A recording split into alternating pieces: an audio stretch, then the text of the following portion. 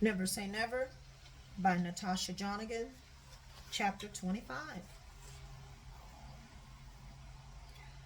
I tossed and turned all night. Episodes of Kevin and I played in my mind like a 3D movie. There weren't any clues or signs to me, about him being gay. Our lovemaking was off the charts, and he certainly knew how to please a woman. I was trying to get the picture out of my head of him being with another man.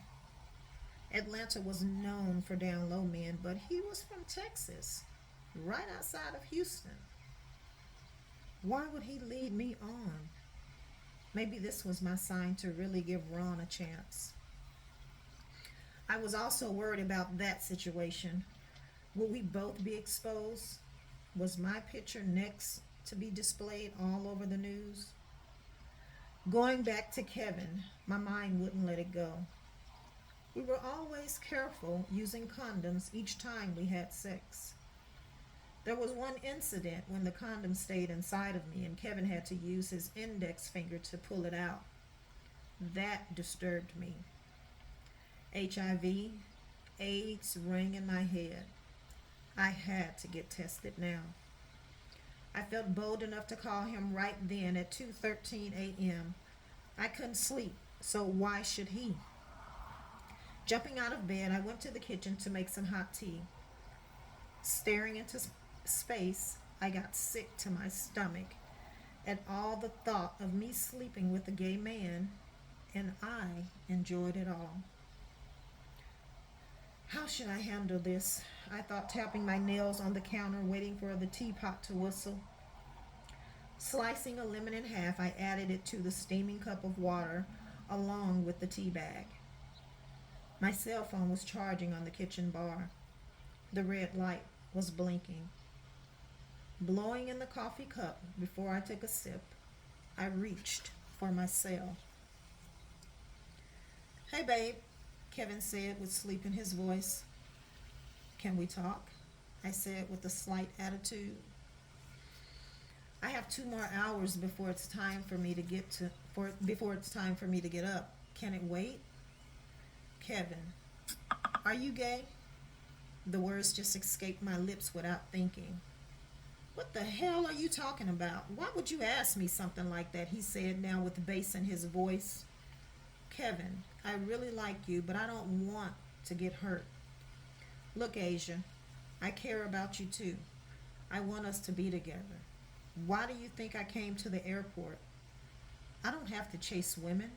I could have almost any woman I want, but I want you. When you came into my life, I knew there was something different about you. But you still haven't answered my question, I asked. I'd rather discuss this in person. How about I fly down this weekend? This weekend? Are you kidding me? Why can't we discuss this now? It's simple. Are you gay or not? There was a dead silence on the phone for about 10 seconds. Kevin's voice changed, and now he was being very sincere. When Kevin said he wasn't gay, he did admit to an episode he had in college.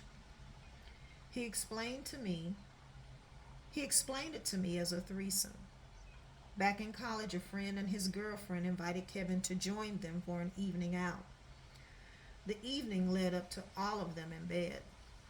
Kevin went on to explain how that was years ago and I should not be concerned with it, nor should I judge him based on that information. I read between the lines as I listened to Kevin and made the decision that the relationship was not for me. He was so sincere and went on to say how he'd never shared that story with anyone.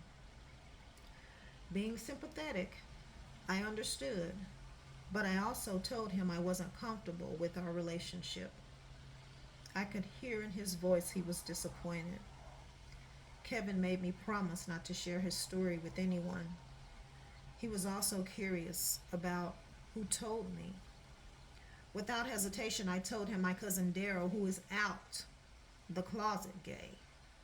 Kevin was quiet for a moment, and I could tell he was really thinking. We agreed to stay friends, And he said if I had a change of heart, he was only a phone call away.